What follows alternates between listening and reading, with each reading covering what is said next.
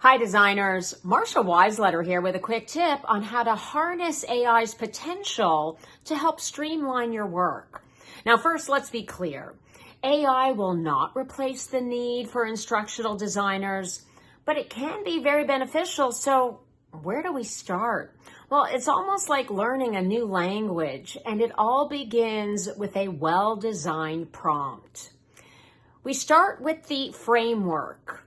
What is your role? Why are you asking AI for help? Include any background information. Then we set the parameters. What is the format, the style, the tone, the desired length of your output?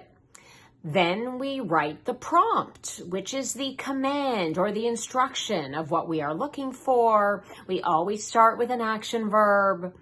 Once we get the output, we're not done quite yet. We're going to need to check it for any inaccurate or irrelevant information.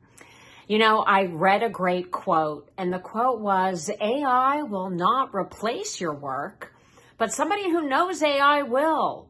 So designers, let's harness AI's potential. Let's embrace the future. And that is my tip of the day.